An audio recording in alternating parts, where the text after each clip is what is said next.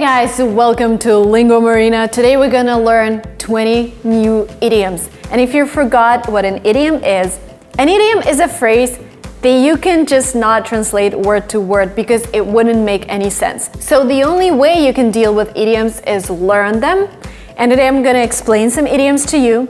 We're gonna look at the examples. So hopefully by the end of this video, you will have learned 20 new idioms that you can use when speaking English. Cool. So if you're interested, continue watching this video up to the very end. But before you start, please hit the like button if you enjoy my content and subscribe to this channel if you're learning English. Idiom number 1, white elephant. White elephant means a thing that is no longer needed, but it costs a lot of money. For example, this office building is a white elephant because everyone is working from home, but we keep paying the rent. White elephant. The white elephant. The next idiom, white lie. White lie is this small lie that you say because you don't want to hurt someone. Just a little white lie. You lied? I don't know, your mom cooked dinner and you said, I love this dinner, but you actually didn't like it. This is kind of white lie. You didn't want to offend your mom. This is why you lied a little. Little white lie, everyone does it. By the way, the idioms in this video are arranged by color. So if you are writing something down, if you're using different colors, make sure you're highlighting them with different colors because it really helps our brain to remember those idioms. White collar. If you've been following me for quite a while, and if you've been watching my videos where I give advice on what kind of TV shows to watch, you probably know this idiom. The collar is something that you have on your shirt, and somebody who's a white collar is an office worker. So you can say, this is a white collar profession. That means most likely you would go to the office every single day wearing a formal shirt, sitting at the office, etc. There are also other word combinations with this idiom. White collar resort, for example, means that people who work in the office mostly come to this resort. I don't know, maybe there is some town in Florida where most of people from New York travel to have vacation. I've heard Fort Lauderdale is one of those towns, which is regularly filled by white collars from New York. This would have been some cushy white collar resort. On the other hand, we have blue collar. So compared to white collars, blue collars do more physical work, white collars do more mental work. White collar, blue collar. Out of the blue. When something happens out of the blue, it happens unexpectedly. For example, my cousin called me out of the blue. Yeah, out of the blue. Calling someone these days is most often out of the blue because the majority of my calls, for example, are pre-planned. I have a calendar and we plan different calls with my company, we plan different calls with my partners. So whenever somebody just calls me, it is always out of the blue. I'm like, why can't you text me? By the way, guys, let me know if you're the same, if you are very surprised whenever somebody calls you. Like, I get super surprised. I'm like, why are you calling me instead of texting? Because I don't know. Remember there were days like 20 years ago, we would always have this phone ringing. My classmates would call me, my friends would call me, we would chat on the phone.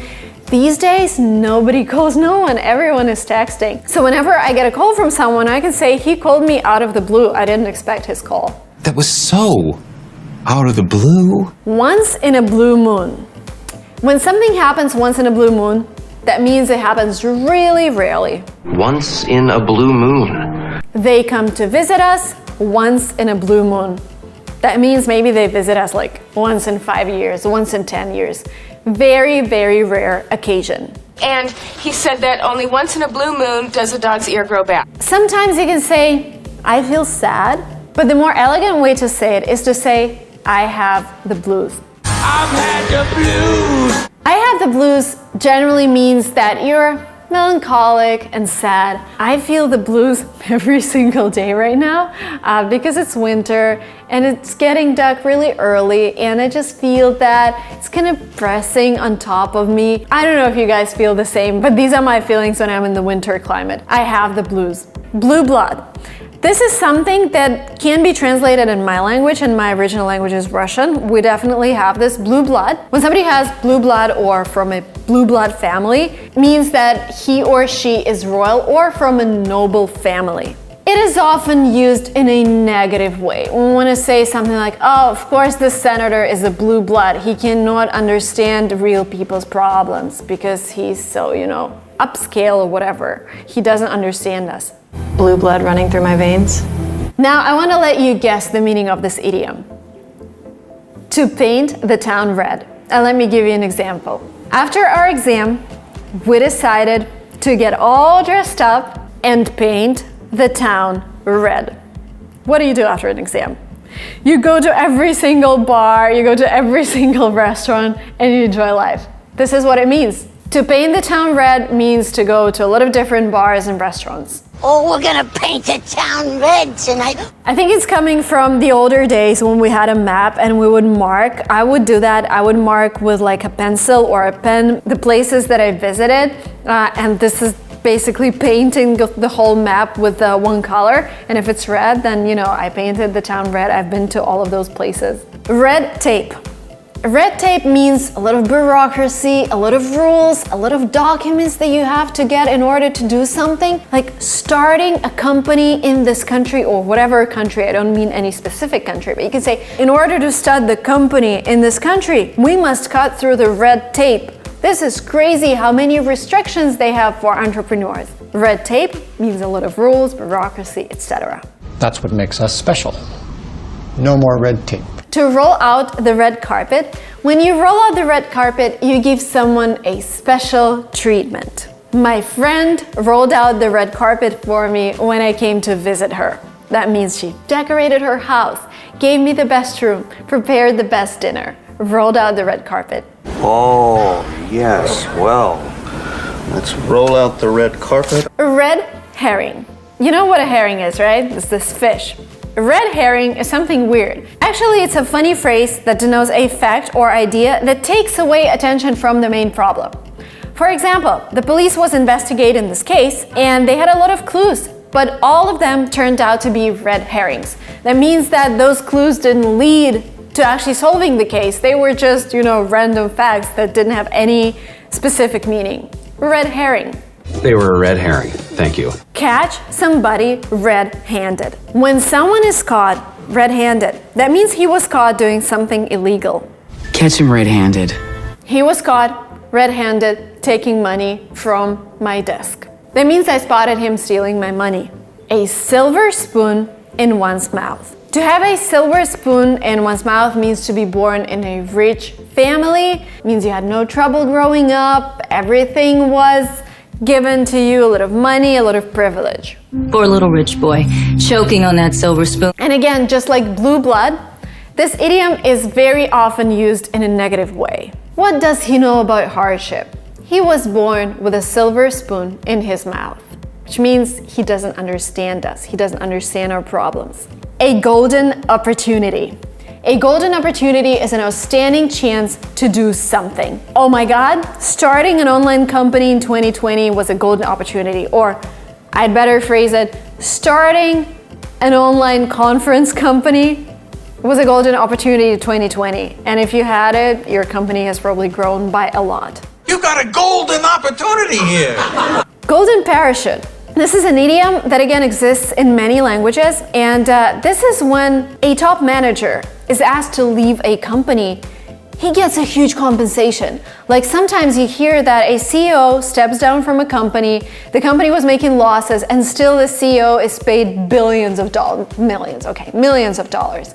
This is called golden parachute. And a lot of shareholders aren't normally happy about that. A lot of workers would say, why did this person bring our company to bankruptcy or whatever? But they still got those golden parachutes. And a lot of examples of golden parachutes are mentioned in documentaries about the 2008 crisis. And I was recently watching one on Netflix, and they were talking about how CEOs and top managers from banks that went bankrupt got golden parachutes. They got millions of dollars because they were asked to leave their job, which might sound a little weird. And you are my golden parachute. Green with envy. When you're green with envy, that means you're really, really jealous. I don't know, that girl got my favorite dress and it was the only one in the store and they're sold out across the country and I'm green with envy that she got it. They'll be green with envy. Green light. you got a green light from me to have rest today, to take this evening off and watch a documentary or watch a movie. Green light means you get my permission. You get my permission to do nothing this evening. Have you cleared it with NASA? We've got the green light. Gray area is a subject that is not really clear and you can't really define. Like, I don't know, when you're dealing with taxes or when you're dealing with legal documents and you're asking your lawyer, what do I do here? And the lawyer says, you see, this is a gray area. We don't know exactly. There aren't enough rules regarding this subject. This is a gray area. We don't really understand. See, that's where you and I are different. I just suck at the whole gray area thing. And the last but not the least, again, I'm pretty sure most of you guys' languages have this word, have this idiom. It's called black sheep. Black sheep means you're different from everyone. Normally we have white sheep and then there will be black sheep and, you know, we'll be talking about how different it is and it stands out. So the black sheep returns. Sometimes it's used in a negative way, like the whole class is behaving well, but Nathan is black sheep. He's often misbehaving, running around and playing during classes. He's a black sheep. He was the black sheep. That was it for me for today, guys. Thank you so much for watching this video up to the very end. If you're not yet subscribed to my channel, hit the red subscribe button down below. If you haven't yet attended any of Lingua Trip's online classes, the links to our best-selling courses will be below. They are good for different levels of English and they're good for different goals that you might have. Maybe you want to take an exam. Maybe you want to start sounding like an American, or maybe you just want to brush up your grammar. There are different courses down below. Check them out. I teach in some of them, but I'm not a professional teacher, so I would normally teach with somebody who is an accredited teacher, and we have a team who works on schedules and works on the content. And thank you so much for watching this video up to the very end. I'll see you very soon during my classes and during my next videos. Bye bye.